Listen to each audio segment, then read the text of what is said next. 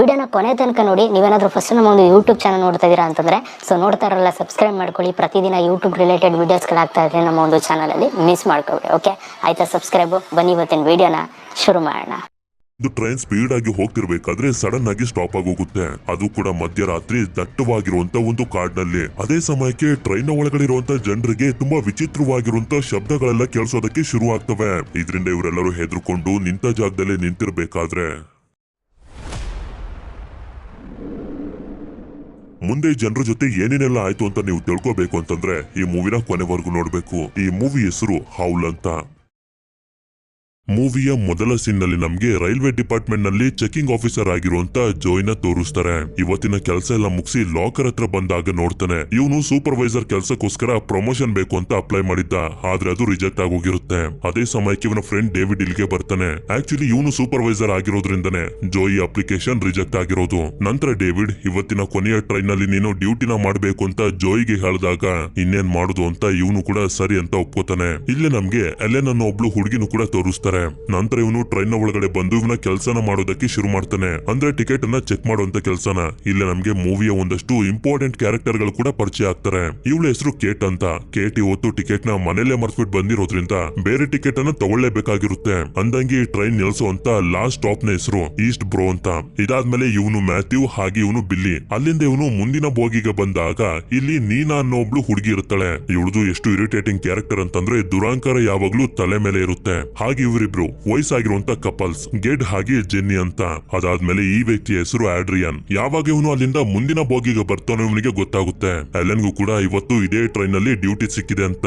ಹೇಳ್ಬೇಕು ಅಂತಂದ್ರೆ ಇವನು ಇವಳನ್ನ ಇಷ್ಟಪಡ್ತಿರ್ತಾನೆ. ಆದ್ರೆ ಇದು ಎಲೆನ್ಗೆ ಗೊತ್ತಿರೋದಿಲ್ಲ. ನಿನ್ ಪ್ರಮೋಷನ್ ವಿಷಯ ಗೊತ್ತಾಯ್ತು, ಏನು ಬೇಜಾರ್ ಮಾಡ್ಕೊಳ್ಬೇಡ ಅಂತ ಇವನಿಗೆ ಸಮಾಧಾನ ಮಾಡ್ತಾಳೆ. ಹಾಗೆ ಇಲ್ಲೇ ಇದ್ದಂತ ಪೌಲ್ ಅನ್ನೋ ಒಬ್ಬ ವ್ಯಕ್ತಿ ವಾಶ್ರೂಮ್ಗೆ ಅಂತ ಹೋಗ್ತಾನೆ. ನಂತರ ಜಾಯ್ ಇವನ ಕೆಲಸನೆಲ್ಲ ಮುಗಿಸಿ ಕಿಟಕಿ ಪಕ್ಕ ಬಂದು ಕುಂತ್ಕೊಂಡು ಮಳೆ ಬರ್ತಿರೋದನ್ನ ನೋಡ್ತಾ ನೋಡ್ತಾ ನಿದ್ದೆಗೆ ಜಾರ್ ಬಿಡ್ತಾನೆ. ಆದ್ರೆ ಸ್ವಲ್ಪ ಹೊತ್ತಿನ ನಂತರ ಸಡನ್ ಆಗಿ ಟ್ರೈನ್ ಸ್ಟಾಪ್ ಆಗೋಗುತ್ತೆ. ಅದು ಕೂಡ ಒಂದು ದಟ್ಟವಾಗಿರುವಂತ ಕಾಡಿನ ಮಧ್ಯ. ಆಗ ಟ್ರೈನ್ ಡ್ರೈವರ್ ಸ್ಪೀಕರ್ ನಲ್ಲಿ ಎಲ್ಲರಿಗೂ ಅನೌನ್ಸ್ ಮಾಡ್ತಾನೆ, ಚಕ್ರಕ್ಕೆ ಏನೋ ಸಿಗಾಕೊಂಡಿರೋದ್ರಿಂದ ಟ್ರೈನ್ ಸ್ಟಾಪ್ ಆಗಿದೆ, ನಾನು ಅದನ್ನ ಚೆಕ್ ಮಾಡ್ತೀನಿ, ಯಾರು ಏನು ಟೆನ್ಷನ್ ಮಾಡ್ಕೋಬೇಡಿ ಅಂತ. ಹೀಗೆ ಜಾಯ್ ಸ್ವಲ್ಪ ಮುಂದೆ ಬಂದಾಗ ನೋಡ್ತಾನೆ ಬಿದ್ದೋಗಿರುವಂತ ವಸ್ತುಗಳನ್ನ ಎತ್ತಿಡೋದಕ್ಕೆ ಆಡ್ರಿಯನ್ ಎಲೆನ್ಗೆ ಹೆಲ್ಪ್ ಮಾಡ್ತಿರ್ತಾನೆ. ಸರಿ ಅಂತ ಇವನು ಕೂಡ ಸೇರಿ 3 ಜನ ಟ್ರೈನ್ ನಲ್ಲಿ ಬಿದ್ದೋಗಿರುವಂತ ವಸ್ತುಗಳನ್ನ ಎತ್ತಿಡ್ತಾರೆ. ನಂತರ ಈ ಕಡೆ ಟ್ರೈನ್ ಡ್ರೈವರ್ ಟ್ರೈನ್ ಇಂದ ಹೊರಗಡೆ ಬಂದು ಯಾಕೆ ಟ್ರೈನ್ ಇದ್ದಕ್ಕಿದ್ದಂಗೆ ಈ ರೀತಿ ಸ್ಟಾಪ್ ಆಯ್ತು ಅಂತ ಚೆಕ್ ಮಾಡೋದಕ್ಕೆ ಶುರು ಮಾಡಿ ಚಕ್ರಗಳನ್ನೆಲ್ಲ ನೋಡ್ತಿರ್ತಾನೆ. ಅದೇ ರೀತಿ ಈ ಕಡೆ ಗಾಬರಿ ಆಗಿರುವಂತ ಪ್ಯಾಸೆಂಜರ್ಸ್ ಗಳಿಗೆ ಜಾಯ್ ಸಮಾಧಾನ ಮಾಡ್ತಿರ್ತಾನೆ. ಯಾಕೆಂತಂದ್ರೆ ಈ ತರ ಕಾಡಿನ ಮಧ್ಯೆ ಏನಕ್ಕೆ ಟ್ರೈನ್ ಅನ್ನ ಸ್ಟಾಪ್ ಮಾಡಿದ್ರ ಅಂತ ಇವ್ರಿಗಂತೂ ಅರ್ಥನೇ ಆಗ್ತಿರೋದಿಲ್ಲ. ಈ ಕಡೆ ಡ್ರೈವರ್ ಹುಡುಕ್ತಾನೆ ಇರ್ತಾನೆ, ರೀಸನ್ ಏನು ಅಂತ ಇನ್ನೂ ಕೂಡ ಇವನಿಗೆ ಅರ್ಥ ಆಗಿರೋದಿಲ್ಲ. ನಂತರ ಜಾಯ್ ಪ್ಯಾಸೆಂಜರ್ಸ್ ಗಳಿಗೆ ಸಮಾಧಾನ ಮಾಡ್ತಾ ಡ್ರೈವರ್ ನ ಕಾಂಟ್ಯಾಕ್ಟ್ ಮಾಡೋದಕ್ಕೆ ಟ್ರೈ ಮಾಡ್ತಾನೆ. ಆದ್ರೆ ಆ ಕಡೆಯಿಂದ ಯಾವುದೇ ತರದ ರೆಸ್ಪಾನ್ಸ್ ಬರೋದಿಲ್ಲ.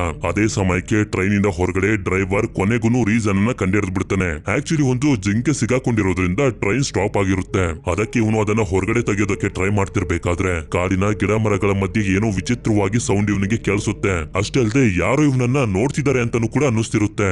ಆದ್ರೆ ಟ್ರೈನ್ ನ ಒಳಗಡೆ ನೀನಾ ಜೋರಾಗಿ ಸಾಂಗ್ ಹೇಳ್ತಿರೋದನ್ನ ಕೇಳಿ ಈ ಓಲ್ಡ್ ಕಪಲ್ ಗೆ ಸ್ವಲ್ಪನೂ ಇಷ್ಟ ಆಗ್ತಿರೋದಿಲ್ಲ. ನಂತರ ಕಾಡಿನ ಮಧ್ಯದಿಂದ ಒಂದು ಕ್ರಿಯೇಚರ್ ಬಂದು ಡ್ರೈವರ್ ನ ಮೇಲೆ ಅಟ್ಯಾಕ್ ಮಾಡಿಬಿಡುತ್ತೆ. ಈ ಕ್ರಿಯೇಚರ್ ನ ಕಾಲು ನೋಡೋದಕ್ಕೆ ಪ್ರಾಣಿಯ ಕಾಲುಗಳ ತರ ಇದ್ರೂ ಕೂಡ ಮನುಷ್ಯರ ರೀತಿ 2 ಕಾಲಿನಲ್ಲಿ ನಿಂತಿರುತ್ತೆ. ಇಲ್ಲಿ ಟ್ರೈನ್ ನ ಒಳಗಡೆ ಎಲ್ಲರೂ ಎಷ್ಟೇ ಹೊತ್ತು ಕಾಯ್ದ್ರು ಕೂಡ ಡ್ರೈವರ್ ನ ಬಗ್ಗೆ ಏನು ಗೊತ್ತಾಗದೆ ಇರೋದ್ರಿಂದ ಜೋ ಹಾಗೆ ಎಲೆನ್ ಡ್ರೈವರ್ ನ ಕ್ಯಾಬಿನೆಟ್ ಹತ್ರ ಬಂದು ಡೋರ್ ಓಪನ್ ಮಾಡಿ ನೋಡಿದ್ರೆ ಡ್ರೈವರ್ ಎಲ್ಲೂ ಕೂಡ ಇವ್ರಿಗೆ ಕಾಣಿಸೋದೇ ಇಲ್ಲ. ಇವ್ರಿಗಂತೂ ತುಂಬಾನೇ ಕನ್ಫ್ಯೂಸ್ ಆಗೋಗುತ್ತೆ. ಹೀಗೆ ಹುಡುಕಾಡ್ತಿರ್ಬೇಕಾದ್ರೆ ಜೋ ಡೋರ್ ಓಪನ್ ಮಾಡಿರೋದನ್ನ ನೋಡಿ ಮುಂದೆ ಇರುವಂತ ಕಾಡಿನ ಕಡೆಗೆ ಬ್ಯಾಟರಿ ಹಾಕಿ ಚೆಕ್ ಮಾಡ್ತಾನೆ. ಆದ್ರೆ ಅಲ್ಲೂ ಕೂಡ ಇವನಿಗೆ ಕಾಣಿಸೋದಿಲ್ಲ. ಇಷ್ಟೊತ್ತಿಗೆ ಪ್ಯಾಸೆಂಜರ್ಸ್ ಗಳೆಲ್ಲ ತುಂಬಾ ಕೋಪ ಮಾಡ್ಕೊಬಿಟ್ಟಿರ್ತಾರೆ. ಇಲ್ಲೆಲ್ಲ ಏನ್ ನಡೀತಿದೆ, ಟ್ರೈನ್ ನ ಸ್ಟಾರ್ಟ್ ಮಾಡ್ಕೊಂಡು ಹೋಗೋದ್ ಬಿಟ್ಟು ಇಲ್ಲೇನ್ ಮಾಡ್ತಿದೀರಾ, ನಾವು ಡ್ರೈವರ್ ನ ಮೀಟ್ ಮಾಡ್ಬೇಕು ಅಂತ ಇವ್ರು ಹೋಗ್ತಿರ್ಬೇಕಾದ್ರೆ ಜೋ ಹೇಳ್ತಾನೆ ಟ್ರೈನ್ ನಲ್ಲಿ ಡ್ರೈವರ್ ಇಲ್ಲ, ಚೆಕ್ ಮಾಡೋದಕ್ಕೆ ಅಂತ ಹೊರಗಡೆ ಹೋದವನು ಇನ್ನೂ ಕೂಡ ಬಂದಿಲ್ಲ ಅಂತ. ಇದನ್ನ ಕೇಳ್ತಿದ್ದಂಗೆ ಇವರೆಲ್ಲರಿಗೂ ಟೆನ್ಷನ್ ನ ಲೆವೆಲ್ ಇನ್ನೂ ಕೂಡ ಜಾಸ್ತಿ ಆಗೋಗುತ್ತೆ. ಡ್ರೈವರ್ ಇಲ್ಲ ಅಂತಂದ್ರೆ ಏನ್ ಮಾಡೋದು ಅಂತ. ಆಗ ಇಲ್ಲೇ ಇದ್ದಂತ ಆಡ್ರಿಯನ್ ಇವರೆಲ್ಲರಿಗೂ ಹೇಳ್ತಾನೆ, ಈಗ ನಮ್ಮ ಹತ್ರ 2 ದಾರಿಗಳಿದೆ. ಒಂದು, ಯಾರಾದ್ರೂ ನಮ್ಮನ್ನ ಕಾಪಾಡೋದಕ್ಕೆ ಬರ್ತಾರೆ ಅಂತ ಕಾಯ್ಕೊಂಡು ಇಲ್ಲೇ ಕುಂತ್ಕೊಳ್ಳೋದು, ಅಥವಾ ಟ್ರೈನ್ ಇಂದ ಹೊರಗಡೆ ಇಳಿದು ನಡೀತಾ ರೈಲ್ವೆ ಸ್ಟೇಷನ್ ಗೆ ಹೋಗೋದು. ಈ ಜಾಗದಲ್ಲಿ ಸಿಗ್ನಲ್ ಇಲ್ಲದೆ ಇರೋದ್ರಿಂದ ಯಾರನ್ನು ನಾವು ಕಾಂಟ್ಯಾಕ್ಟ್ ಮಾಡೋದಕ್ಕೆ ಆಗ್ತಿಲ್ಲ. ನನಗನ್ಸೋ ಪ್ರಕಾರ ನಾವು ನಡೀತಾ ರೈಲ್ವೆ ಸ್ಟೇಷನ್ ಗೆ ಹೋಗಿ ತಲುಪೋದೇ ಒಳ್ಳೆ ಒಳ್ಳೇದು, 3 ರಿಂದ 5 ಕಿಲೋಮೀಟರ್ ಅಷ್ಟೇ ನಾವು ನಡಿಬೇಕಾಗಿರೋದು, ರೈಲ್ವೆ ಸ್ಟೇಷನ್ ಸಿಕ್ಬಿಡುತ್ತೆ ಅಂತ. ಆದ್ರೆ ಜೋಯ್ ಮಾತ್ರ ಇದಕ್ಕೆ ಯಾವುದೇ ಕಾರಣಕ್ಕೂ ಕೂಡ ಒಪ್ಕೊಳ್ತಿರೋದಿಲ್ಲ. ಇಂಥ ಪರಿಸ್ಥಿತಿಲಿ ಪ್ಯಾಸೆಂಜರ್ಸ್ ಗಳು ಟ್ರೈನ್ ನ ಒಳಗಡೆನೆ ಇರಬೇಕು, ಪ್ಲೀಸ್ ಯಾರು ಹೊರಗಡೆ ಹೋಗ್ಬೇಡಿ, ಇದರಿಂದ ನನ್ನ ಕೆಲಸ ಹೋಗುತ್ತೆ ಅಂತ. ಆಗ ಎಲ್ಲರೂ ಸೇರಿ ಇವನಿಗೆ ಅರ್ಥ ಮಾಡಿಸ್ತಾರೆ, ಇಂಥ ಪರಿಸ್ಥಿತಿಲಿ ಭಯಂಕರವಾಗಿರುವಂತ ಕಾಡ್ನಲ್ಲಿ ನಾವು ಇರೋದಕ್ಕಾಗೋದಿಲ್ಲ, ಆದಷ್ಟು ಬೇಗ ಹೊರಗಡೆ ಹೋಗ್ಬೇಕು, ಸೇಫ್ ಆಗ್ಬೇಕು ಅಂತ. ಸರಿ ಅಂತ ಹೇಳಿ ಇವನು ಕೂಡ ಡೋರ್ ಅನ್ನ ಓಪನ್ ಮಾಡಿ ಇವರನ್ನ ಕರ್ಕೊಂಡು ಹೋಗ್ತಿರ್ಬೇಕಾದ್ರೆ ನಮ್ಗೆ ತೋರಿಸ್ತಾರೆ ಇವರೆಲ್ಲರನ್ನು ಯಾರೋ ನೋಡ್ತಿದ್ದಾರೆ ಅಂತ. ಹೀಗೆ ಇವರೆಲ್ಲರೂ ಕಾಡಿನ ದಾರಿಯಿಂದ ನೆಕ್ಸ್ಟ್ ರೈಲ್ವೆ ಸ್ಟೇಷನ್ ಕಡೆಗೆ ಹೋಗ್ತಿರ್ಬೇಕಾದ್ರೆ ತುಂಬಾ ವಿಚಿತ್ರವಾಗಿರುವಂತ ಏನೇನೋ ಶಬ್ದಗಳೆಲ್ಲ ಇವ್ರಿಗೆ ಕೇಳಿಸ್ತಿರ್ತವೆ. ಹಾಗೆ ಇವ್ರಿಗೂ ಕೂಡ ಫೀಲ್ ಆಗ್ತಿರುತ್ತೆ, ಗಿಡ ಮರಗಳ ಹಿಂದೆ ಕುತ್ಕೊಂಡು ಯಾರು ನಮ್ಮನ್ನ ನೋಡ್ತಿದ್ದಾರೆ ಅಂತ. ಆದ್ರೆ ಅದಕ್ಕೆ ತಲೆ ಕೆಡ್ಸ್ಕೊಳ್ದೆ ಜೋ ಹಾಗೆ ಎಲೆನ್ ಮುಂದೆ ಬಂದು ನೋಡಿದ್ರೆ ಇವರ ಟ್ರೈನ್ ಡ್ರೈವರ್ ನ ಆ ಕ್ರಿಯೇಚರ್ ಮಧ್ಯಕ್ಕೆ ಸೀಳಿ ಸಾಯಿಸ್ಬಿಟ್ಟಿರುತ್ತೆ. ಇಂತ ಒಂದು ದೃಶ್ಯ ನೋಡಿ ಇವರೆಲ್ಲರೂ ಹೆದರ್ಕೊಳ್ತಾ ಟ್ರೈನ್ ನ ಕಡೆಗೆ ಹೋಗ್ತಿರ್ಬೇಕಾದ್ರೆ ಒಂದು ತೋಳ ಜೋರಾಗಿ ಕೂಗೋದಕ್ಕೆ ಶುರು ಮಾಡುತ್ತೆ. ಇದಾದ್ಮೇಲೆ ಇವರೆಲ್ಲರೂ ತುಂಬಾ ಕಷ್ಟಪಟ್ಟು ಟ್ರೈನ್ ನ ಒಳಗಡೆ ಏನೋ ಹತ್ಕೋತಾರೆ. ಆದ್ರೆ ಓಲ್ಡ್ ಕಪಲ್ಗಳು ನಿಧಾನವಾಗಿ ಒಳಗಡೆ ಹತ್ತುತ್ತಿರ್ಬೇಕಾದ್ರೆ ವಯಸ್ಸಾಗಿರುವಂತ ಲೇಡಿ ಜೆನ್ನಿಯ ಕಾಲ್ನ ಮೇಲೆ ಆ ಕ್ರಿಯೇಚರ್ ಬಂದು ಅಟ್ಯಾಕ್ ಮಾಡಿ ಕಚ್ಬಿಡುತ್ತೆ. ಅಷ್ಟೊತ್ತಿಗೆ ಇವರು ಕೂಡ ಹೇಗೋ ಮಾಡಿ ಡೋರ್ ಅನ್ನ ಹಾಕ್ಬಿಟ್ಟಿರ್ತಾರೆ. ಮ್ಯಾಥ್ಯೂ ಹೊರಗಡೆ ನೋಡ್ತಿರ್ತಾನೆ ಅದು ಯಾವ ತರ ಕ್ರಿಯೇಚರ್ ಅಂತ. ಹಾಗೆ ಎಲೆನ್ ಕೂಡ ಜೆನ್ನಿಯ ಕಾಲಿಂದ ಹರಿತಿರುವಂತ ರಕ್ತನ ಸ್ಟಾಪ್ ಮಾಡೋದಕ್ಕೆ ತುಂಬಾನೇ ಪ್ರಯತ್ನ ಪಡ್ತಿರ್ತಾಳೆ. ಹೀಗೆ ಇವರೆಲ್ಲರೂ ಇವರ ಜೀವಗಳನ್ನ ಕೈಲಿಡ್ಕೊಂಡು ಕುಂತಿರ್ಬೇಕಾದ್ರೆ ಅದೇ ಸಮಯಕ್ಕೆ ಆ ಕ್ರಿಯೇಚರ್ ಬಂದು ಟ್ರೈನ್ಗೆ ಗುದ್ದಿ ಇದರ ಭಯಂಕರವಾಗಿರುವಂತ ಕೈಯಿಂದ ಟ್ರೈನ್ ಅನ್ನ ಸ್ಕ್ರಾಚ್ ಮಾಡ್ತಾ ಇವರನ್ನ ಹೆದರಿಸ್ತಿರುತ್ತೆ. ಆದ್ರೆ ಸ್ವಲ್ಪ ಹೊತ್ತಿನ ನಂತರ ಇವರಿಗೆ ಗೊತ್ತಾಗುತ್ತೆ ಆ ಕ್ರಿಯೇಚರ್ ಇಲ್ಲಿಂದ ಹೊಟ್ಟೋಗಿದೆ ಅಂತ. ಇದಾದ್ಮೇಲೆ ಜೋ ಡ್ರೈವರ್ ಕ್ಯಾಬಿನ್ ಗೆ ಬಂದು ರೈಲ್ವೆ ಸ್ಟೇಷನ್ ನ ಕಾಂಟ್ಯಾಕ್ಟ್ ಮಾಡೋದಕ್ಕೆ ಟ್ರೈ ಮಾಡ್ತಿರ್ತಾನೆ. ಆದ್ರೆ ಆಗ್ತಿರೋದಿಲ್ಲ. ಆಗ ಇಲ್ಲಿಗೆ ಬಿಲ್ಲಿ ಬಂದು ಹೇಳ್ತಾನೆ ಟ್ರೈನ್ ನ ಫ್ಯೂಲ್ ಪೈಪ್ ಕಟ್ ಆಗಿರ್ಬೋದು ಅಂತ. ಹೌದು, ಇವನಿಗೆ ಟ್ರೈನ್ ಇಂಜಿನ್ ನ ಬಗ್ಗೆ ತುಂಬಾ ವಿಷಯಗಳು ಗೊತ್ತಿರ್ತವೆ. ಇದಾದ್ಮೇಲೆ ಇವರೆಲ್ಲರೂ ಒಂದ್ ಕಡೆ ಕುಂತ್ಕೊಂಡು ಡಿಸ್ಕಸ್ ಮಾಡ್ತಿರ್ತಾರೆ ಅದು ಯಾವ ತರ ಪ್ರಾಣಿ ಇರ್ಬೋದು, ಏನಕ್ಕೆ ನಮ್ಮ ಮೇಲೆ ಅಟ್ಯಾಕ್ ಮಾಡ್ತಿದೆ ಅಂತ. ಅಷ್ಟೇ ಅಲ್ಲದೆ ಒಬ್ಬೊಬ್ರು ಅದನ್ನ ಕರಡಿ ಅಂತ ಹೇಳ್ತಿದ್ರೆ ಮತ್ತೊಂದಷ್ಟು ಜನ ಅದನ್ನ ವುಲ್ಫ್ ಅಂತ ಹೇಳ್ತಿರ್ತಾರೆ. ಆಗ ಜೆನ್ನಿ ಹೇಳ್ತಾಳೆ ಅದು ಯಾವುದೇ ತರದ ಪ್ರಾಣಿ ಅಲ್ಲ, ನೋಡೋದಕ್ಕೆ ಅದು ಮನುಷ್ಯನ ರೀತಿ ಇತ್ತು ಅಂತ. ಆದ್ರೆ ಹೀಗೆ ಇವರು ಮಾತಾಡ್ತಿರ್ಬೇಕಾದ್ರೆ ಗಮನಿಸ್ತಾರೆ ಮುಂದಿನ ಬೋಗಿಯಿಂದ ಏನೋ ಶಬ್ದ ಬರ್ತಿರುತ್ತೆ. ಆ ಕ್ರಿಯೇಚರ್ ಟ್ರೈನ್ ಒಳಗಡೆ ಬಂದಿರ್ಬೋದು ಅಂತ ಆಡ್ರಿಯಾನ್, ಬಿಲ್ಲಿ ಹಾಗೆ ಜೋ 3 ಜನ ಬಂದು ನೋಡಿದ್ರೆ ಟಾಯ್ಲೆಟ್ ಇಂದ ಶಬ್ದ ಬರ್ತಿರುತ್ತೆ. ಅದು ಹೊರಗಡೆ ಬರ್ತಿದ್ದಂಗೆನೆ ಹೊಡಿಬೇಕು ಅಂತ ಇವರು ಅನ್ಕೋತಿರ್ತಾರೆ. ನೋಡಿದ್ರೆ ಆಗ್ಲೇ ವಾಶ್ರೂಮ್ ಗೆ ಹೋಗಿದ್ನಲ್ಲ ಪೌಲ್, ಅವನೇ ಇಲ್ಲಿ ಇದ್ದಿದ್ದು. ನಂತರ ಇವನಿಗೆ ಇಲ್ಲಿ ನಡೀತಿರುವಂತ ಎಲ್ಲಾ ವಿಷಯನು ಹೇಳಿದಾಗ ಇವನಿಗೆ ಇದನ್ನ ನಂಬೋದಕ್ಕೆ ಆಗ್ತಿರೋದಿಲ್ಲ. ಹಾಗೆ ಇವನು ಹೇಳ್ತಿರ್ತಾನೆ ನಾನು ಉಳ್ಕೋಬೇಕಾಗಿದ್ದಂತ ಸ್ಟಾಪ್ ಹಿಂದೆನೆ ಹೊಟ್ಟೋಗಿದೆ ಅಂತ. ಅಷ್ಟೇ ಅಲ್ಲದೆ ಈ ಜಾಗದಲ್ಲಿ ಕಾಡನ್ನ ಬಿಟ್ಟು ತುಂಬಾ ದೂರದವರೆಗೂ ಏನು ಇರೋದಿಲ್ಲ. ನಂತರ ಜೆನ್ನಿಯ ಕಾಲಿಗೆ ಆಗಿರುವಂತ ಗಾಯನ ಚೆಕ್ ಮಾಡಿ ನೋಡಿದ್ರೆ ಆ ಜಾಗ ಎಲ್ಲ ತುಂಬಾ ಬೇಗ ಇನ್ಫೆಕ್ಟ್ ಆಗಿ ಕೊಳಿತಿರುತ್ತೆ. ಆಗ ಕೇಟ್ ಹೆದರ್ಕೊಂಡು ಕುಂತಿರುವಂತ ನೀನಾ ಹತ್ರ ಬಂದು ಮಾತಾಡೋದಕ್ಕೆ ಶುರು ಮಾಡ್ತಾಳೆ. ನನ್ಗೂ ಕೂಡ ಒಬ್ಳು ಮಗಳಿದ್ದಾಳೆ, ನಿನ್ನ ನೋಡಿದ್ರೆ ನನ್ಗೆ ನನ್ ಮಗಳೇ ನೆನಪು ಬರ್ತಾಳೆ ಅಂತ. ಹೀಗೆ ಇವರಿಬ್ರು ಖುಷಿಯಾಗಿ ಮಾತಾಡ್ತಿರ್ಬೇಕಾದ್ರೆ ಗಮನಿಸ್ತಾರೆ ಆ ಕ್ರಿಯೇಚರ್ ಬಾಕ್ಲು ತೆಗೆಯೋದಕ್ಕೆ ಟ್ರೈ ಮಾಡ್ತಿರುತ್ತೆ ಒಳಗಡೆ ಬರೋದಕ್ಕೆ ಅಂತ.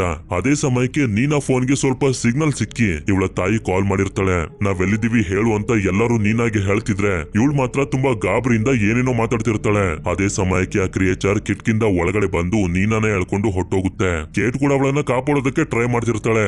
ನೋಡಿದ್ರೆ ಅಷ್ಟೊತ್ತಿಗೆ ಆ ಕ್ರಿಯೇಚರ್ ಅವಳನ್ನ ಸಾಯಿಸ್ಬಿಟ್ಟಿರುತ್ತೆ. ಅದಕ್ಕೆ ಇವರೆಲ್ಲರೂ ಹೆದರ್ಕೊಂಡು ಮತ್ತೊಂದು ಬೋಗಿಗೆ ಬಂದು ಡೋರ್ ಅನ್ನ ಲಾಕ್ ಮಾಡ್ಕೊಬಿಡ್ತಾರೆ. ಅಷ್ಟೇ ಮುಗಿತು, ನಾವಿಲ್ಲಿಂದ ಹೊರಗಡೆ ಹೋಗೋದಕ್ಕೂ ಆಗುದಿಲ್ಲ, ನಮ್ನ ಯಾರು ಕಾಪಾಡೋದಕ್ಕೂ ಕೂಡ ಬರೋದಿಲ್ಲ ಅಂತ ಇವ್ರು ಅನ್ಕೊಳ್ತಿರ್ಬೇಕಾದ್ರೆ ವಯಸ್ಸಾಗಿರುವಂತ ಗೇಡ್ ಇವ್ರೆಲ್ಲರಿಗೂ ಹೇಳೋದಕ್ಕೆ ಶುರು ಮಾಡ್ತಾನೆ ಇದಕ್ಕೆಲ್ಲ ನಾವೇನಾದ್ರೂ ಮಾಡ್ಲೇಬೇಕು, ಇಲ್ಲಂತಂದ್ರೆ ಆ ಹುಡುಗಿ ಸತ್ತಂಗೆ ನಾವು ಕೂಡ ಒಬ್ಬೊಬ್ಬರೇ ಸಾಯ್ತಾ ಹೋಗ್ತೀವಿ. ಅದು ನಮ್ಮನ್ನ ಬೇಟೆಯಾಡಿ ಸಾಯಿಸೋದಕ್ಕಿಂತ ಮುಂಚೆನೆ ನಾವೇ ಅದನ್ನ ಸಾಯಿಸ್ಬಿಡ್ಬೇಕು ಅಂತ. ಇದು ಎಲ್ಲರಿಗೂ ಕೂಡ ಸರಿ ಅಂತ ಅನ್ಸಿ ವೆಪನ್ ಗಳನ್ನ ರೆಡಿ ಮಾಡ್ಕೊಂಡು ಇವರಿರುವಂತ ಬೋಗಿಯ ಕಿಟಕಿಗಳಿಗೆ ಕಬ್ಬಿಣದ ವಸ್ತುಗಳನ್ನ ಮೆಟಲ್ ವಸ್ತುಗಳನ್ನ ಫಿಟ್ ಮಾಡ್ತಿರ್ತಾರೆ. ಯಾಕೆಂತಂದ್ರೆ ಆ ಕ್ರಿಯೇಚರ್ ಯಾವುದೇ ಕಾರಣಕ್ಕೂ ಕೂಡ ಒಳಗಡೆ ಬರಬಾರ್ದು ಅಂತ. ಈಗ ಇವರೆಲ್ಲರೂ ಬೇರೆ ದಾರಿ ಇಲ್ಲದೆ ಟ್ರೈನ್ ಒಳಗಡೆ ಸಿಗಾಕೋಬಿಟ್ಟಿದ್ದಾರೆ. ಬೇರೆಯವರು ಇವರನ್ನ ಕಾಪಾಡೋದಕ್ಕೆ ಬರ್ತಾರೋ ಇಲ್ವೋ ಅಂತಾನು ಕೂಡ ಗೊತ್ತಿಲ್ಲ. ಆಗ ಜೆನ್ನಿ ಕೇಟ್ ನ ಕರೆದು ಕೇಳ್ತಾಳೆ ಸತ್ತೋಗಿರುವಂತ ಆ ಹುಡುಗಿ ಹೆಸರು ಏನು ಅಂತ. ಆದ್ರೆ ಇವಳಿಗೂ ಕೂಡ ಅವಳ ಹೆಸರು ಗೊತ್ತಿರೋದಿಲ್ಲ. ನಂತರ ನಿನ್ಗೆ ಮಕ್ಳಿದಾರ ಅಂತ ಕೇಳಿದಾಗ ಕೇಟ್ ಕೂಡ ಹೌದು ನನ್ಗೊಬ್ಳು ಮಗಳಿದಾಳೆ ಅಂತ ಹೇಳ್ತಾಳೆ. ಆದ್ರೆ ನಮ್ಗೆ ಮಕ್ಳೇ ಆಗಿಲ್ಲ ಅಂತ ಜೆನ್ನಿ ಅಳೋದಕ್ಕೆ ಶುರು ಮಾಡ್ಕೊಬಿಡ್ತಾಳೆ. ಇದರಿಂದ ಕೇಟ್ಗೆ ತುಂಬಾನೇ ಬೇಜಾರಾಗುತ್ತೆ. ಇದಾದ್ಮೇಲೆ ಆಡ್ರಿಯನ್ ಜೋ ಹತ್ರ ಬಂದು ಸದ್ಯಕ್ಕೆ ಆ ಕ್ರಿಯೇಚರ್ ಇಲ್ಲಿಂದ ಹೊಟ್ಟೋಗಿರ್ಬೋದು, ಆದ್ರೆ ಅದು ಮತ್ತೆ ಇಲ್ಲಿಗೆ ಬಂದು ಖಂಡಿತ ನಮ್ಮ ಮೇಲೆ ಅಟ್ಯಾಕ್ ಮಾಡೇ ಮಾಡುತ್ತೆ. ನಮ್ಗೆ ಅದರಿಂದ ತಪ್ಪಿಸ್ಕೊಳ್ಳೋದು ಇಂಪಾಸಿಬಲ್. ಇದೇ ನಮ್ಗೆ ಸರಿಯಾದ ಸಮಯ. ನಿನ್ನತ್ರ ಇರುವಂತ ಕೀಗಳಿಂದ ಟ್ರೈನ್ ಡೋರ್ ಅನ್ನು ಓಪನ್ ಮಾಡು. ಆ ಕ್ರಿಯೇಚರ್ ಬಂದು ಇಲ್ಲಿರೋರನ್ನ ಸಾಯಿಸ್ತಿರ್ಬೇಕಾದ್ರೆ ನಾವಿಲ್ಲಿಂದ ತಪ್ಪಿಸ್ಕೊಂಡು ಒಂದು ಸೇಫ್ ಆಗಿರುವಂತ ಜಾಗಕ್ಕೆ ಹೊಟ್ಟೋಗೋಣ ಅಂತ ಹೇಳ್ತಿರ್ತಾನೆ. ಆದ್ರೆ ಜೋ ಮಾತ್ರ ಎಲ್ಲರ ಸೇಫ್ಟಿನ ತಲೆಯಲ್ಲಿ ಇಟ್ಕೊಂಡು ಇದಕ್ಕೆ ಒಪ್ಕೊಳ್ಳೋದಿಲ್ಲ. ಅದೇ ಸಮಯಕ್ಕೆ ಜೆನ್ನಿ ರಕ್ತದ ವಾಂತಿನ ಮಾಡೋದಕ್ಕೆ ಶುರು ಮಾಡ್ತಾಳೆ. ಅಷ್ಟೇ ಅಲ್ಲದೆ ಇವಳ ಹಲ್ಲುಗಳು ಕೂಡ ಮುರಿದು ಹೊರಗಡೆ ಬಂದು ಬೀಳ್ತಿರ್ತವೆ. ಇವಳಿಗೆ ಏನಾಗಿರ್ಬೋದು ಅಂತ ಇವರೆಲ್ಲರೂ ಮಾತಾಡ್ಕೊಳ್ತಿರ್ಬೇಕಾದ್ರೆ ಆಗ ಜೋ ಗಮನಿಸ್ತಾನೆ ಪೌಲ್ ಡೋರ್ ಅನ್ನು ಓಪನ್ ಮಾಡ್ಕೊಂಡು ಟಾಯ್ಲೆಟ್ ಗೆ ಹೊಟ್ಟೋಗಿದ್ದಾನೆ ಅಂತ. ಇದರಿಂದ ಆಡ್ರಿಯನ್ ಡೋರ್ ಅನ್ನ ಕ್ಲೋಸ್ ಮಾಡೋದಕ್ಕೆ ನೋಡ್ತಿರ್ಬೇಕಾದ್ರೆ ನಾನು ಅವನನ್ನ ಕರ್ಕೊಂಡ್ ಬರ್ತೀನಿ ಅಂತ ಜೋ ಟಾಯ್ಲೆಟ್ ಹತ್ರ ಬಂದು ಪೌಲ್ ಬೇಗ ಹೊರಗಡೆ ಬಾ ಅಂತ ಕರಿತಿರ್ತಾನೆ. ಆದ್ರೆ ಅಷ್ಟೊತ್ತಿಗೆ ಡೋರ್ ಕೂಡ ಜಾಮ್ ಆಗೋಗುತ್ತೆ. ಇದೇ ಸಮಯಕ್ಕೆ ಕ್ರಿಯೇಚರ್ ಕೂಡ ಟ್ರೈನ್ ನ ಮೇಲೆ ಬಂದ್ಬಿಡುತ್ತೆ. ನಂತರ ಅದು ಸೀದಾ ಟಾಯ್ಲೆಟ್ ನ ಒಳಗಡೆ ಬಂದು ಪೌಲ್ ನ ತುಂಬಾ ಕ್ರೂರವಾಗಿ ಸಾಯಿಸಾಕ್ಬಿಡುತ್ತೆ. ಇದರಿಂದ ಜೋ ಡೋರ್ ಅನ್ನ ಓಪನ್ ಮಾಡೋದಕ್ಕೆ ನೋಡ್ತಿದ್ರೆ ಆಡ್ರಿಯನ್ ಅದನ್ನ ಲಾಕ್ ಮಾಡ್ಬಿಟ್ಟಿರ್ತಾನೆ. ಹಾಗೆ ಇಲ್ಲಿರುವಂತ ಜನರೆಲ್ಲರೂ ಹೊರಗಡೆ ಹೋಗೋದಕ್ಕೆ ಪ್ರಯತ್ನ ಪಡ್ತಿದ್ರೆ ಡೋರ್ ಲಾಕ್ ಆಗಿರುತ್ತೆ. ಹಾಗೆ ಕೀ ಎಲ್ಲ ಜೋ ಹತ್ರ ಇರುತ್ತೆ. ಈ ಕಡೆ ಆ ಕ್ರಿಯೇಚರ್ ಜೋನ ಹಿಂದೆ ಬಂದು ನಿಂತಿರುತ್ತೆ. ಅಷ್ಟೊತ್ತಿಗೆ ಎಲ್ಲರೂ ಇವನನ್ನ ಒಳಗಡೆ ಹೇಳ್ಕೊಂಡು ಡೋರ್ ಅನ್ನ ಲಾಕ್ ಮಾಡ್ಕೊಬಿಡ್ತಾರೆ. ಇವ್ರಿಗನ್ನಿಸ್ತಿರುತ್ತೆ ಆ ಕ್ರಿಯೇಚರ್ ಗೆ ಡೋರ್ ಓಪನ್ ಮಾಡೋದಕ್ಕಾಗೋದಿಲ್ಲ, ನಾವು ಸೇಫ್ ಆಗ್ಬಿಟ್ವಿ ಅಂತ. ಆದ್ರೆ ನೋಡ್ತಿದ್ದಂಗೆನೆ ಭಯಂಕರವಾಗಿರುವಂತ ಕ್ರಿಯೇಚರ್ ಡೋರ್ ಅನ್ನು ಓಪನ್ ಮಾಡಿ ಸೀದಾ ಜೋ ಹತ್ರ ಬಂದು ಇವನನ್ನ ಸಾಯಿಸ್ಬೇಕು ಅಂತ ಅನ್ಕೊಳ್ಳೋಷ್ಟ್ರಲ್ಲಿ ಎಲೆನ್ ಇದಕ್ಕೆ ಚುಚ್ಬಿಡ್ತಾಳೆ. ಹೀಗೆ ಎಲ್ಲರೂ ಒಂದೊಂದು ಟೂಲ್ ಇಂದ ಇದ್ರ ಮೇಲೆ ಅಟ್ಯಾಕ್ ಅನ್ನ ಮಾಡ್ತಾ ಇದಕ್ಕೆ ಎದ್ದೊಳೋದಕ್ಕೂ ಕೂಡ ಚಾನ್ಸ್ ಅನ್ನ ಕೊಡದೆ ಚೆನ್ನಾಗಿ ಹೊಡಿತಿರ್ತಾರೆ. ಇದರಿಂದ ಈ ಕ್ರಿಯೇಚರ್ ಗೆ ತುಂಬಾ ಕೋಪ ಬಂದು ಬಿಲ್ಲಿನ ಮೇಲೆ ಎತ್ತಿ ಇಟ್ಕೊಂಡಾಗ ಹೇಗೋ ಮಾಡಿ ಇದನ್ನ ಬೆಳೆಸಿ ಮ್ಯಾಥ್ಯೂ ಒಂದು ಕೊಡ್ಲಿನ ತಗೊಂಡ್ ಬಂದು ಇದ್ರ ಮೇಲೆ ಚೆನ್ನಾಗಿ ಅಟ್ಯಾಕ್ ಮಾಡ್ತಾ ಸಾಯಿಸ್ಬಿಡ್ತಾನೆ. ಇದನ್ನ ನೋಡಿ ಇವರೆಲ್ಲರೂ ತುಂಬಾ ಶಾಕ್ ಆಗ್ಬಿಟ್ಟಿರ್ತಾರೆ. ಇದು ಯಾವ ತರ ಕ್ರಿಯೇಚರ್ ಅಂತ. ಯಾಕೆಂತಂದ್ರೆ ಮನುಷ್ಯನ ರೀತಿ ಬಾಡಿ ಇದ್ರೆ ಹಲ್ಲು ಹಾಗೆ ಕಾಲ್ಗಳು ತೋಳದ ರೀತಿ ಅಂದ್ರೆ ವುಲ್ಫ್ ನ ರೀತಿ ಇರುತ್ತೆ. ಆಗ ಮ್ಯಾಥ್ಯೂ ಹೇಳ್ತಾನೆ ಇದೊಂದು ವೇರ್ ವುಲ್ಫ್ ಅಂದ್ರೆ ಅರ್ಧ ಮನುಷ್ಯ ಅರ್ಧ ತೋಳ. ಇನ್ಫೆಕ್ಷನ್ ಅಥವಾ ಯಾವ್ದಾದ್ರು ರೋಗದಿಂದ ಮನುಷ್ಯ ರೀತಿ ಆಗಿರ್ಬೋದು ಅಂತ. ಅದೇ ಸಮಯಕ್ಕೆ ಇದ್ರ ಕೈಯಲ್ಲಿರುವಂತ ರಿಂಗ್ ನ ನೋಡಿ ಇವರಿಗೆ ಕನ್ಫರ್ಮ್ ಆಗೋಗುತ್ತೆ, ಹೌದು ಮೊದ್ಲು ಇವನೊಬ್ಬ ಮನುಷ್ಯ ಆಗಿದ್ದ ಅಂತ. ಅದ್ರ ಜೊತೆ ಇವ್ರಿಗೊಂದು ಡೌಟ್ ಕೂಡ ಬಂದ್ಬಿಡುತ್ತೆ, ಯಾರಾದ್ರೂ ಕಚ್ಚಿ ಈ ವ್ಯಕ್ತಿ ಈ ರೀತಿ ವೇರ್ ವುಲ್ಫ್ ಆಗಿರ್ಬೋದಾ ಅಂತ. ನಂತರ ಈ ಡೆಡ್ ಬಾಡಿ ಮೇಲೆ ಬಟ್ಟೆನ ಹಾಕಿದಾಗ ಗೆಡ್ ಇವ್ರೆಲ್ಲರಿಗೂ ಹೇಳೋದಕ್ಕೆ ಶುರು ಮಾಡ್ತಾನೆ. 1963ರಲ್ಲೂ ಕೂಡ ಇದೇ ಜಾಗದಲ್ಲಿ ಟ್ರೈನ್ ಸ್ಟಾಪ್ ಆಗಿತ್ತು. ಮಾರನೇ ದಿನ ಕಾಪಾಡೋದಕ್ಕಿಂತ ಪೊಲೀಸ್ ಬಂದಾಗ ಪ್ರಾಣಿಗಳು ಅರ್ಧಂಬರ್ಧ ತಿಂದು ಬಿಟ್ಟಿರುವಂತ ಮನುಷ್ಯರ ಡೆಡ್ ಬಾಡಿಗಳು ಸಿಕ್ತು. ಹಾಗೆ ಎಷ್ಟೋ ಜನ ಕಣ್ಮರೆ ಆಗೋಗಿದ್ರು. ಆ ಜನರ ಜೊತೆ ಏನಾಯ್ತು ಅಂತ ಯಾರಿಗೂ ಕೂಡ ಗೊತ್ತೇ ಆಗ್ಲಿಲ್ಲ. ಆಗಿನ ಕಾಲದಲ್ಲಿ ಇದು ತುಂಬಾ ದೊಡ್ಡ ನ್ಯೂಸ್ ಆಗೋಗಿತ್ತು. ಈಗ ನನ್ಗೆ ಗೊತ್ತಾಗ್ತಿದೆ ಆ ಟ್ರೈನ್ ಅಲ್ಲಿ ಇದ್ದಂತ ಜನರ ಜೊತೆ ನಿಜವಾಗ್ಲೂ ಏನಾಗಿತ್ತು ಅಂತ. ಅದೇ ಸಮಯಕ್ಕೆ ವೇರ್ ವುಲ್ಫ್ ಮತ್ತೊಂದ್ಸಲ ಎದ್ದಿ ಕೂಗೋದಕ್ಕೆ ಶುರು ಮಾಡಿದಾಗ ಈ ಸಲ ಜೋ ಬಂದು ಅದನ್ನ ಸಂಪೂರ್ಣವಾಗಿ ಸಾಯಿಸ್ಬಿಡ್ತಾನೆ. ನಂತರ ಈ ಕಡೆ ನೋಡಿದ್ರೆ ಜೆನ್ನಿ ತುಂಬಾ ವಿಚಿತ್ರವಾಗಿ ಆಡೋದಕ್ಕೆ ಶುರು ಮಾಡ್ಬಿಟ್ಟಿರ್ತಾಳೆ. ಈಗ ಇವರೆಲ್ಲರಿಗೂ ನಿಧಾನವಾಗಿ ಅರ್ಥ ಆಗ್ತಿರುತ್ತೆ, ಆ ವೇರ್ ವುಲ್ಫ್ ಇವಳ ಕಾಲಿಗೆ ಕಚ್ಚಿರೋದ್ರಿಂದ ಇವಳು ಕೂಡ ವೇರ್ ವುಲ್ಫ್ ಆಗ್ತಿದ್ದಾಳೆ ಅಂತ. ನಾವೀಗ ಬದುಕಬೇಕು ಅಂತಂದ್ರೆ ಅವಳು ಸಾಯ್ಲೇಬೇಕು ಅಂತ ಆಡ್ರಿಯನ್ ಹೇಳ್ತಿದ್ರೆ ಯಾರು ಕೂಡ ಅದಕ್ಕೆ ಒಪ್ಕೊಳ್ತಿರೋದಿಲ್ಲ. ಆದ್ರೂ ಕೂಡ ಇವನು ಎಲ್ಲರನ್ನು ಮೀರಿ ಅವಳನ್ನ ಸಾಯಿಸೋದಕ್ಕೆ ಪ್ರಯತ್ನ ಪಡ್ತಿರ್ಬೇಕಾದ್ರೆ ಜೋ ಬಂದು ಇವನಿಗೆ ಪಂಚ್ ಮಾಡಿ ತಡೆದು ಜೆನ್ನಿನ ಹಾಗೆ ಆಡ್ರಿಯನ್ನ ಇಬ್ರು ಕೂಡ ಕಟ್ಟಾಕಿ ಅಂತ ಹೇಳ್ತಾನೆ. ಸರಿ ಅಂತ ಆಡ್ರಿಯನ್ ಹಾಗೆ ಜೆನ್ನಿನ ಕಟ್ಟಾಕಿ ಬಿಲ್ಲಿ ಕಟ್ಟಾಗಿರುವಂತ ಟ್ರೈನ್ ಇಂಜಿನ್ ನ ಫ್ಯೂಲ್ ಪೈಪ್ ಅನ್ನ ರೆಡಿ ಮಾಡೋದಕ್ಕೆ ಅಂತ ಹೋಗ್ತಿರ್ತಾನೆ. ಆಗ ಮ್ಯಾಥ್ಯೂ ಕೂಡ ಅವನ ಜೊತೆ ಹೋಗೋದಕ್ಕೆ ರೆಡಿ ಆಗ್ತಿರ್ಬೇಕಾದ್ರೆ ಆಡ್ರಿಯನ್ಗೆ ಸ್ವಲ್ಪನೂ ನಂಬಿಕೆ ಇರೋದಿಲ್ಲ ಈ ಚಿಕ್ಕ ಹುಡುಗ ಟ್ರೈನ್ ಅನ್ನ ರಿಪೇರ್ ಮಾಡ್ತಾನ ಅಂತ. ಆಗ ಬಿಲ್ಲಿನೂ ಕೂಡ ಹೇಳ್ತಾನೆ, ನಾನು ಟ್ರೈನ್ ಗಳ ಬಗ್ಗೆನೆ ಇಂಜಿನಿಯರಿಂಗ್ ಕೋರ್ಸ್ ಅನ್ನ ಮಾಡ್ತಿದ್ದೀನಿ ಅಂತ. ನಂತರ ಇವ್ರು 4 ಜನ ಡ್ರೈವರ್ ರೂಮ್ ಗೆ ಬಂದಾಗ ಬಿಲ್ಲಿ ಎಲೆನ್ ಹಾಗೆ ಜೋಗಿ ಹೇಳ್ಕೊಡ್ತಿರ್ತಾನೆ, ನಾನು ಫ್ಯೂಲ್ ಪೈಪ್ ಅನ್ನ ರೆಡಿ ಮಾಡ್ತಿದ್ದಂಗೆನೆ ಹೇಗೆ ನೀವು ಟ್ರೈನ್ ಇಂಜಿನ್ ಅನ್ನ ಸ್ಟಾರ್ಟ್ ಮಾಡ್ಬೇಕು ಅಂತ. ಅಷ್ಟೇ ಅಲ್ಲದೆ ನಾವ್ ಅನ್ಕೊಂಡಂಗೆ ಎಲ್ಲನೂ ಆದ್ರೆ ಇಲ್ಲಿಂದ ತಪ್ಪಿಸ್ಕೊಂಡು ಹೋಗ್ತಿದ್ದಂಗೆನೆ ನನ್ ಕಡೆಯಿಂದ ನಿಮ್ಮೆಲ್ರಿಗೂ ಪಾರ್ಟಿ ಅಂತಾನು ಕೂಡ ಹೇಳ್ತಾನೆ. ಇದಾದ್ಮೇಲೆ ಜೋ ಸ್ಪೀಕರ್ ನಲ್ಲಿ ಎಲ್ಲರಿಗೂ ಹೇಳ್ತಾನೆ, ನಾವು ಇನ್ನೇನು ಟ್ರೈನ್ ಅನ್ನ ರೆಡಿ ಮಾಡೋದ್ರಲ್ಲಿದ್ದೀವಿ, ಏನು ಯೋಚನೆ ಮಾಡಬೇಡಿ, ನಾವು ಸೇಫ್ ಆಗಿ ಹೋಗಿ ನೆಕ್ಸ್ಟ್ ಸ್ಟೇಷನ್ ಆಗಿರುವಂತ ಈಸ್ಟ್ ಬ್ರೋಗೆ ಹೋಗಿ ತಲುಪ್ತೀವಿ ಅಂತ. ನಂತರ ಸರಿ ಅಂತ ಹೇಳಿ ಬಿಲ್ಲಿ ಹಾಗೆ ಮ್ಯಾಥ್ಯೂ ಟ್ರೈನ್ ಇಂದ ಹೊರಗಡೆ ಬಂದು ಫ್ಯೂಲ್ ಪೈಪ್ ಎಲ್ಲಿದೆ ಅಂತ ಹುಡ್ಕೋದಕ್ಕೆ ಶುರು ಮಾಡ್ತಾರೆ. ಹಾಗೆ ಬಿಲ್ಲಿ ಕೆಳಗಡೆ ಬಂದು ಟ್ರೈನ್ ನ ಪೈಪ್ ಗಳನ್ನ ಚೆಕ್ ಮಾಡ್ತಿರ್ತಾನೆ. ಅದಾದ್ಮೇಲೆ ಈ ಕಡೆ ಟ್ರೈನ್ ನ ಒಳಗಡೆ ನಮ್ಗೆ ಗೊತ್ತಾಗುತ್ತೆ ಆಡ್ರಿಯನ್ ಹಾಗೆ ಕೇಟ್ಗೆ ಮೊದ್ಲಿಂದಾನೇ ಪರಿಚಯ ಇದೆ ಅಂತ. ಆಕ್ಚುಲಿ ಹೇಳ್ಬೇಕು ಅಂತಂದ್ರೆ ಈ ಆಡ್ರಿಯನ್ ಎಲ್ಲರೂ ಅನ್ಕೊಂಡಿರೋಷ್ಟು ಒಳ್ಳೆಯವನಲ್ಲ. ಇವನಿಗೆ ಹೆಂಡತಿ ಮಕ್ಕಳು ಇದ್ರೂ ಕೂಡ ಬೇರೆ ಬೇರೆ ಹುಡುಗಿರ್ಗೆ ಮದ್ವೆ ಆಗ್ತೀನಿ ಅಂತ ನಂಬಿಸಿ ಮೋಸ ಮಾಡೋದೇ ಇವನ ಕೆಲಸ. ಅದೇ ರೀತಿ ಕೇಟ್ಗೂ ಕೂಡ ಮೋಸ ಮಾಡಿರ್ತಾನೆ. ಅದೇ ಸಮಯಕ್ಕೆ ನಮ್ಗೆ ಗೊತ್ತಾಗುತ್ತೆ ಜನಿಯ ಆರೋಗ್ಯ ನಿರಂತರವಾಗಿ ಹಾಳಾಗ್ತಾ ಹೋಗ್ತಿದೆ ಅಂತ. ಟ್ರೈನ್ ಇಂದ ಹೊರಗಡೆ ಬಿಲ್ಲಿ ರಿಪೇರ್ ಮಾಡ್ತಿರ್ಬೇಕಾದ್ರೆ ಇವನ್ ಜೊತೆ ಇರುವಂತ ಮ್ಯಾಥ್ಯೂಗೆ ಅನ್ನಿಸ್ತಿರುತ್ತೆ ಇವರ ಸುತ್ತಮುತ್ತ ಯಾರೋ ಇದ್ದಾರೆ ಅಂತ. ಹಾಗೆ ಎಲೆನ್ ಕೂಡ ಜೋನ ಕೇಳ್ತಿರ್ತಾಳೆ, ನೀನ್ ಯಾಕೆ ಅಷ್ಟೊಂದು ಬೋರಿಂಗ್ ಆಗಿರುವಂತ ಸೂಪರ್ವೈಸರ್ ಜಾಬ್ಗೆ ಪ್ರಮೋಷನ್ ಬೇಕು ಅಂತ ಬಯಸ್ತಿದ್ದೆ ಅಂತ. ಇಷ್ಟೊತ್ತಿಗೆ ಇವನು ಕೂಡ ಡಿಸೈಡ್ ಮಾಡ್ಬಿಟ್ಟಿರ್ತಾನೆ, ಬರೀ ಸೂಪರ್ವೈಸರ್ ಜಾಬ್ ಅಲ್ಲ, ಇಲ್ಲಿಂದ ತಪ್ಪಿಸ್ಕೊಂಡು ಹೋದ್ಮೇಲೆ ಟ್ರೈನ್ ಗಳಿಂದನೇ ದೂರ ಇರಬೇಕು ಅಂತ. ಹೀಗೆ ಬಿಲ್ಲಿ ಹುಡುಕ್ತಿರ್ಬೇಕಾದ್ರೆ ಕಟ್ ಆಗಿರುವಂತ ಆ ಫ್ಯೂಲ್ ಪೈಪ್ ಇವನಿಗೆ ಸಿಕ್ಬಿಡುತ್ತೆ. ಆದ್ರಿಂದ ಅದಕ್ಕೆ ಟೇಪ್ ಅನ್ನ ಹಾಕಿ ಲೀಕ್ ಆಗ್ತಿರೋದನ್ನ ಸ್ಟಾಪ್ ಮಾಡ್ತಿರ್ಬೇಕಾದ್ರೆ ಮ್ಯಾಥ್ಯೂಗೆ ಆಗ್ಲೇ ವೇರ್ ವುಲ್ಫ್ ಹೇಳ್ಕೊಂಡೋಯ್ತಲ್ಲ ನೀನಾ, ಅವಳು ಕಾಪಾಡಿ ಅಂತ ಜೋರಾಗಿ ಕಿರಿಸ್ತಿರೋದು ಕೇಳಿಸುತ್ತೆ. ಅದಕ್ಕೆ ಬಿಲ್ಲಿ ಎಲ್ಲೂ ಹೋಗ್ಬೇಡ ಬಾಯಿಲಿ ಅಂತ ಇಷ್ಟೇ ಕರೆದ್ರು ಕೂಡ ಇವನು ಅದನ್ನ ಕೇಳಿಸ್ಕೊಳ್ಳದೆ ಅವಳು ಕಿರಿಸ್ತಿರೋದನ್ನ ಫಾಲೋ ಮಾಡ್ತಾ ಮಾಡ್ತಾ ಕಾಡಿನ ಒಳಗಡೆ ಬಂದ್ಬಿಡ್ತಾನೆ. ಇನ್ನು ಕೂಡ ಅವಳು ಕಿರಿಸ್ತಾನೆ ಇರ್ತಾಳೆ. ಆದ್ರಿಂದ ಇವನು ನಿನ್ನ ಕಾಪಾಡೋದಕ್ಕಾಗ್ಲಿಲ್ಲ, ನಮ್ಮನ್ನ ಕ್ಷಮಿಸ್ಬಿಡು ಅಂತ ಹೇಳ್ತಾನೆ. ಹೆದರ್ಕೊಳ್ತಾ ಒಂದು ಮರದ ಹತ್ರ ಬಂದು ಮೇಲೆ ನೋಡಿದ್ರೆ ಅರ್ಧಂಬರ್ಧ ಜೀವಂತವಾಗಿರುವಂತ ನೀನಾ ಬಾಡಿನ ವೇರ್ ವುಲ್ಫ್ ತಿಂತಿರುತ್ತೆ. ಅದನ್ನ ನೋಡಿ ಇವನು ಹೆದರ್ಕೊಂಡು ತಪ್ಪಿಸ್ಕೊಂಡು ಹೋಗೋದಕ್ಕೆ ಪ್ರಯತ್ನ ಪಟ್ಟರು ಕೂಡ ಯಾವುದೇ ದಾರಿ ಇರೋದಿಲ್ಲ. ಎಲ್ಲ ವೇರ್ ವುಲ್ಫ್ ಗಳು ಬಂದು ಇವನನ್ನ ಸುತ್ತುವರೆದು ಸಾಯಿಸ್ಬಿಡ್ತವೆ. ಮ್ಯಾಥ್ಯೂ ಕಿರ್ಚಾಡ್ತಿರೋದನ್ನ ಟ್ರೈನ್ ನ ಒಳಗಡೆ ಇರೋರು ಕೂಡ ಕೇಳಿಸ್ಕೊಂಡು ತುಂಬಾನೇ ಹೆದರ್ಕೊಬಿಡ್ತಾರೆ. ಜೆನ್ನಿನೂ ಕೂಡ ವೇರ್ ವುಲ್ಫ್ ಆಗಿ ಕನ್ವರ್ಟ್ ಆಗ್ತಿರೋದ್ರಿಂದ ನನ್ನ ಕೈಯನ್ನ ಬಿಡಿಸಿ ಅಂತ ಆಡ್ರಿಯನ್ ಕಿರಿಸ್ತಿರ್ತಾನೆ. ಆಗ ಬಿಲ್ಲಿನೂ ಕೂಡ ಪೈಪ್ ಅನ್ನ ರೆಡಿ ಮಾಡ್ತಿದ್ದಂಗೆನೆ ಟ್ರೈನ್ ನಲ್ಲಿ ಎಲೆಕ್ಟ್ರಿಸಿಟಿ ಬರುತ್ತೆ. ಆದ್ರೆ ಇವರು ಸ್ಟಾರ್ಟ್ ಮಾಡೋದಕ್ಕೆ ಹೋಗೋದಿಲ್ಲ, ಬಿಲ್ಲಿ ಒಳಗಡೆ ಬರ್ಲಿ ಅಂತ ಕಾಯ್ತಿರ್ತಾರೆ. ಹೊರಗಡೆ ನೋಡಿದ್ರೆ ಬಿಲ್ಲಿರುವಂತ ಜಾಗದ ಕಡೆಗೆ ವೇರ್ ವುಲ್ಫ್ ಗಳು ಗಳು ಬಂದು ಕೆಳಗಡೆ ನೋಡಿದ್ರೆ ಅವನು ಎಲ್ಲೂ ಕೂಡ ಕಾಣಿಸೋದಿಲ್ಲ. ಯಾಕೆಂತಂದ್ರೆ ಇವನು ಟ್ರೈನ್ ಅನ್ನ ಹಿಡ್ಕೊಂಡು ಮೇಲೆ ಬಚ್ಚಿಟ್ಕೊಬಿಟ್ಟಿದ್ದ. ಅದೇ ಸಮಯಕ್ಕೆ ಡ್ರೈವರ್ ರೂಮ್ ನಲ್ಲಿರುವಂತ ಜೋ ಹಾಗೆ ಎಲೆನ್ ವೇರ್ ವುಲ್ಫ್ ಗಳನ್ನ ನೋಡಿ ತುಂಬಾ ಗಾಬರಿಯಾಗಿ ಟ್ರೈನ್ ಅನ್ನ ಸ್ಟಾರ್ಟ್ ಮಾಡ್ಬಿಡ್ತಾರೆ. ಬಿಲ್ಲಿನು ಕೂಡ ಗಟ್ಟಿಯಾಗಿ ಟ್ರೈನ್ ಅನ್ನ ಹಿಡ್ಕೊಬಿಟ್ಟಿರ್ತಾನೆ. ಇಷ್ಟೊತ್ತಿಗೆ ಜೆನ್ನಿ ವೇರ್ ವುಲ್ಫ್ ಆಗೋಗಿರ್ತಾಳೆ. ಹಾಗೆ ಆಡ್ರಿಯನ್ ಕೈಯನ್ನು ಕೂಡ ಬಿಡಿಸ್ಬಿಟ್ಟಿರ್ತಾರೆ. ಅದೇ ಸಮಯಕ್ಕೆ ಕೇಟ್ ನಿಂತಿರುವಂತ ಜಾಗದ ಹತ್ರ ವೇರ್ ವುಲ್ಫ್ ಗಳು ಬಂದು ಇವಳನ್ನ ಹಿಡ್ಕೊಂಡಾಗ ಆಡ್ರಿಯನ್ ವೇರ್ ವುಲ್ಫ್ ಗಳ ಜೊತೆಗೆ ಕೇಟ್ಗೂ ಕೂಡ ಒದ್ದು ಆಚೆ ಕಳಿಸ್ಬಿಡ್ತಾನೆ.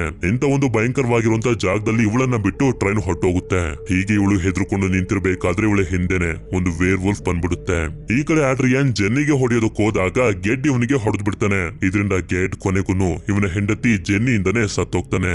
ಆದ್ರೆ ಈ ಕಡೆ ಬಿಲ್ಲಿದ್ದಂತ ಜಾಗದಲ್ಲಿ ಫ್ಯೂಲ್ ಪೈಪ್ ಮತ್ತೊಂದ್ಸಲ ಕಟ್ ಆಗಿದ್ರಿಂದ ಟ್ರೈನ್ ಸ್ಟಾಪ್ ಆಗೋಗುತ್ತೆ. ಇದರಿಂದ ಜೋ ಹಾಗೆ ಎಲೆನ್ ತುಂಬಾನೇ ಹೆದರ್ಕೊಬಿಡ್ತಾರೆ. ಜೆನ್ನಿ ಆಡ್ರಿಯನ್ ಹತ್ರ ಬರ್ತಿರ್ಬೇಕಾದ್ರೆ ಯಾರು ಇವಳಿಗೆ ಚುಚ್ಚುತ್ತಾರೆ. ನೋಡಿದ್ರೆ ಜೋ ಹಾಗೆ ಎಲೆನ್ ಜೋ ಆಡ್ರಿಯನ್ಗೆ ಹೊಡೆಯೋದಕ್ಕೆ ನೋಡ್ತಿರ್ತಾನೆ. ಯಾಕೆಂತಂದ್ರೆ ಇವ್ರಿಗೆ ಗೊತ್ತಿದೆ ಕೇಟ್ ನ ಹೊರಗಡೆ ತಳಿ ಸಾಯಿಸಿರೋದು ಇವನೇ ಅಂತ. ಅಷ್ಟೊತ್ತಿಗೆ ಎಲ್ಲಾ ವೇರ್ ವುಲ್ಫ್ ಗಳು ಕೂಡ ಟ್ರೈನ್ ನ ಒಳಗಡೆ ಬಂದ್ಬಿಟ್ಟಿರ್ತವೆ.